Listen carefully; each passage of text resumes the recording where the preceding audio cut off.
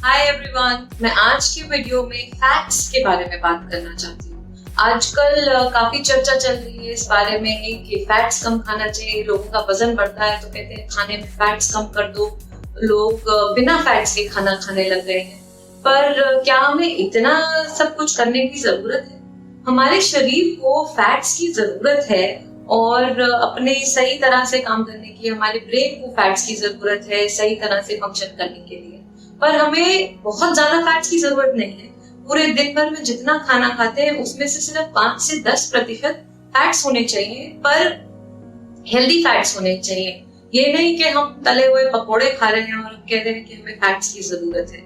तो healthy fats खाने की जरूरत है जो अच्छे और सही तरीके से बनाए गए हैं। सबसे अच्छा हेल्दी फैट जो हम खा सकते हैं हर रोज अपने डाइट में वो है तरह तरह के नट्स एंड सीड्स, जैसे बादाम हो गया, सनफ्लावर सीड्स हो गए, पंपकिन सीड्स हो गए, तिल का सीड बीज हो गया। और दूसरी चीज है एवोकाडो या नारियल जैसे जो ब्राउन वाला सूखा वाला आता है जिसमें थोड़ा सा पानी रहता है वो, या जो हरा नारियल पानी होता है उसके अंदर की जो मलाई रहती है वो। ये सब चीजें हम बहुत हेल्दी फैट्स हैं और हम इनको हर रोज में अपने डाइट में इंक्लूड कर सकते हैं। तो नट्स एंड सीड्स जो हैं सब मैंने देखा है चलते फिरते घर में पड़े रहते हैं तो लोग मुट्ठी भर के उठाते हैं और खा लेते हैं, पर ये उनको खाने का सही तरीका नहीं है। तो इनके बारे में कुछ चीजें आपको आज बताना चाहूंगी। पहली ये है कि जो नट्स एंड सीड्स हैं उन सब में एक तरह का एंटी न्यूट्रिएंट रहता है और अगर हम उसको यूं ही खा लेते हैं तो वो जो एंटी न्यूट्रिएंट है उसकी डाइजेशन को नहीं होने देता और जो उसके पोषक तत्व है वो हमारे शरीर तक पहुंचते नहीं है। और अगर हम उसके साथ कुछ और भी खा रहे हैं तो उसकी भी डाइजेशन रुक जाती है और हमें अपने खाने के जितने पोषण मिलने चाहिए वो मिल नहीं पाते। तो इसके अंदर जो एंटी न्यूट्रिएंट्स हैं उनको कम करने का तरीका काफी आसान है। हमें सिर्फ इनको पानी में भिगो कर रखना चाहिए जिससे कि जो एंटी न्यूट्रिएंट्स हैं काफी हद तक कम हो जाते हैं और कम से कम 4 से 8 घंटे भिगोना चाहिए। ये आपके नट के साइज पे डिपेंड करेगा। जो छोटे हैं उनको 4 घंटे भिगोइए, जो बड़े हैं उनको 7 से 8 घंटे भिगोना जरूरी है। भिगोने के बाद आप उसको यूं ही खा सकते हैं या उनका दूध बना सकते हैं, पानी में मिक्सी में पीस कर नट मिल्क बना सकते हैं, वो पी सकते हैं। इसकी सैलेड ड्रेसिंग बना सकते हैं या इनको चॉप करके सैलेड में यूं ही डाल दीजिए। अगर आपको क्रंची टेक्सचर पसंद है तो आप फिर इसको भिगोने के बाद पहले तो अंदर ही शेड में ड्राई होने दें और उसके बाद इसको सनलाइट में रख दें तो एकदम क्रंची और क्रिस्पी हो जाएगी। तीसरी चीज जो आप कर सकते हैं नट्स एंड सीड्स के साथ वो है उनको फर्मेंट करना। तो आप इसका जैसे मैंने कहा था मिक्सी में मिल्क बना सकते हैं नट्स के साथ। उसके बाद मिल्क बनाने के बाद आप उसकी दही भी बना सकते हैं जिससे उसमें बैक्टीरिया भी ग्रो होगा और आपके गट के लिए काफी अच्छी रहेगी। नट्स की दही कैसे बनाएं इस पर काफी वीडियोस हैं ऑनलाइन, आप देख सकते हैं और आप चाहें तो मेरे इंस्टाग्राम प्रोफाइल में प्रोबायोटिक्स करके एक सेक्शन है जिसमें मैं काफी रेसिपीज डालती हूँ, आप वहाँ भी देख सकते हैं कि नट्स एंड सीड्स को फर्मेंट करके उसकी दही कैसे बनाई जाए।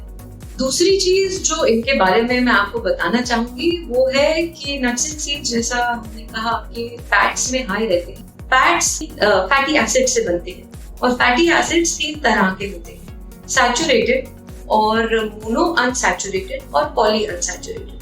तो जो सैचुरेटेड है वो काफी स्टेबल रहते हैं, मतलब कि अगर वो ऑक्सीजन से या हीट से या लाइट से उनका जो केमिकल कॉम्पोजिशन है वो बदलता नहीं है क्योंकि वो काफी स्टेबल है। और जो पॉली अनसैचुरेटेड फैटी एसिड्स होते हैं वो काफी सेंसिटिव होते हैं और अगर आप उनको हीट में या लाइट में रखते हैं, ऑक्सीजन से एक्सपोज करते हैं तो उनका केमिकल कॉम्पोजिशन बदल जाता है और उसके बाद अगर हम उन्हें कंज्यूम करते हैं, खाते हैं तो वो हमारे शरीर के लिए टॉक्सिक हो सकता है।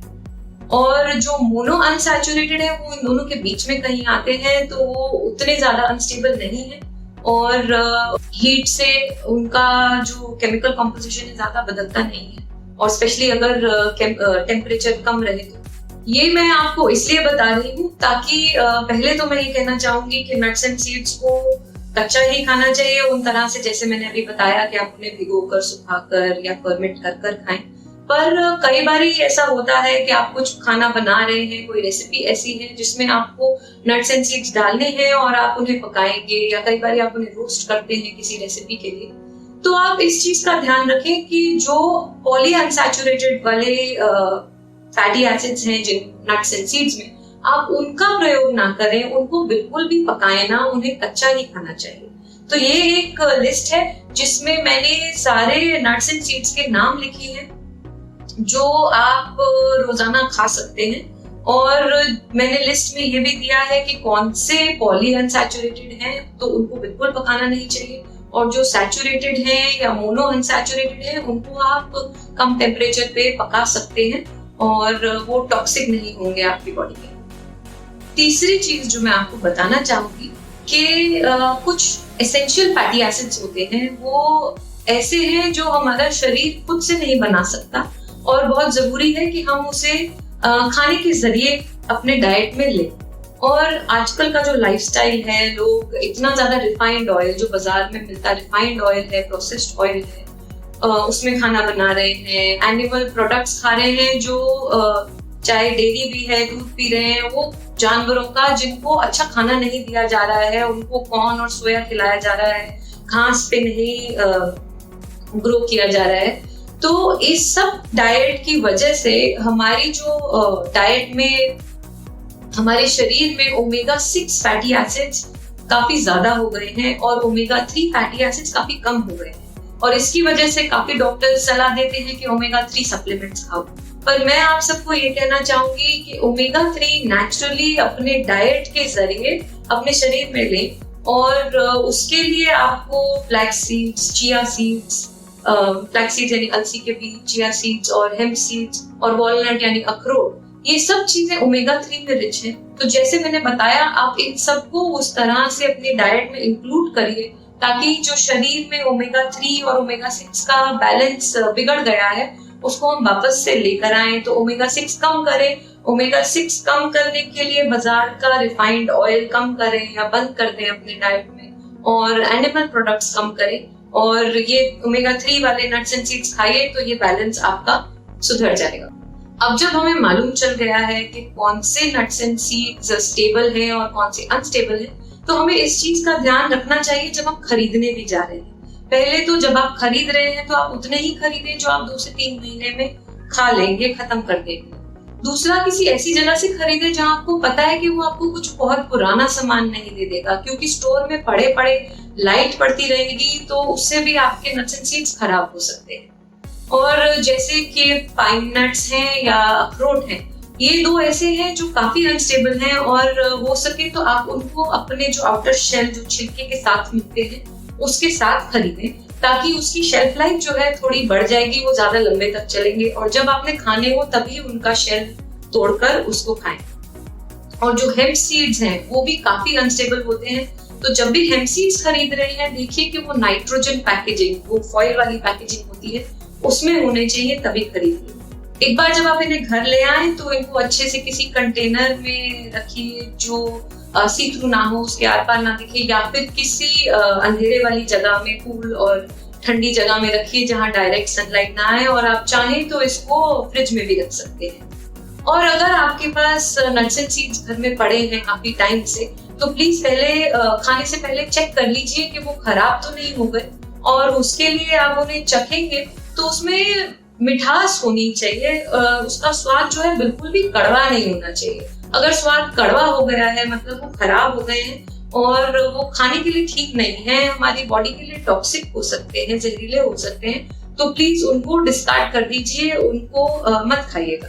एक प्रश्न जो मुझसे काफी लोग हमेशा पूछते हैं वो ये है कि हमें कितने नट्स एंड सीड्स खाने चाहिए। तो जैसा मैंने कहा, हमें सिर्फ पूरे दिन में 5 से 10% ही फैट्स की जरूरत है। तो एक मुट्ठी भर के नट्स एंड सीड्स खाएंगे तो पूरे दिन के लिए काफी है। और जो ग्रोइंग किड्स हैं या कोई ओल्ड एज में है जिसका वजन बहुत घट रहा है, या कोई प्रेग्नेंट लेडी है, वो लोग थोड़ा सा ज्यादा खा सकते हैं। पर अदरवाइज आपके लिए एक मुट्ठी भर के कोई भी कॉम्बिनेशन का नट्स एंड सीड्स जो हैं आप खाइए, और उससे ज्यादा मत लीजिए, क्योंकि ये हमारे डाइजेस्टिव सिस्टम के लिए भी हैवी होते हैं, फैट्स बहुत हाई है, इसलिए तो एक मुट्ठी भर के खा सकते हैं। मैं क्या करती हूँ अपने हफ्ते के रूटीन में, 1 या 2 दिन एवोकाडोस खाती हूँ, 1 या 2 दिन कोकोनट्स इंक्लूड करती हूँ अपने डाइट में, और 3 से 4 दिन तरह तरह के नट्स इंक्लूड करती हूँ, चाहे उसका नट मिल्क बना लिया या उसको चॉप करके सैलेड में डाल दिया या उसकी दही ले ली। अगर आप दही बनाकर खा रहे हैं तो आप फिर भी क्वांटिटी थोड़ी ज्यादा ले सकते हैं, क्योंकि वो ऑलरेडी फर्मेंटेड है, यानी कि प्री डाइजेस्टेड है, वो हमारे डाइजेस्टिव सिस्टम पर इतनी हैवी नहीं रहती है। तो अगर आप फर्मेंटेड नट्स एंड सीड्स खा रहे हैं तो क्वांटिटी थोड़ी सी बढ़ा सकते हैं। तो आई होप आपको ये वीडियो हेल्पफुल रहा होगा। एक छोटा सा कोई रिकैप कर देती हूँ कि मैंने किन चीजों के बारे में बताया था। एक था एंटी न्यूट्रिएंट फैक्टर, जो जिसकी वजह से हमें नट्स एंड सीड्स हमेशा सोक करके या फर्मेंट करके खाने चाहिए। दूसरी चीज थी कि कौन से नट्स एंड सीड्स स्टेबल है और अनस्टेबल है, जिसकी वजह से हम डिसाइड कर पाते हैं कि कौन से कच्चे खाने चाहिए और कौन से हैं जिन्हें हम थोड़ा सा पका सकते हैं। और तीसरी चीज थी एसेंशियल फैटी एसिड्स, कि ओमेगा 3 फैटी एसिड्स हमें डाइट में ज्यादा लेने चाहिए और ओमेगा 6 वाले कम लेने चाहिए। ये वीडियो देखने के लिए धन्यवाद। अगर आप चाहते हैं और टिप्स देखना और हेल्दी रेसिपीज़ देखना तो मेरे चैनल को ज़रूर सब्सक्राइब करिएगा और मुझे इंस्टाग्राम पर फॉलो भी करिए।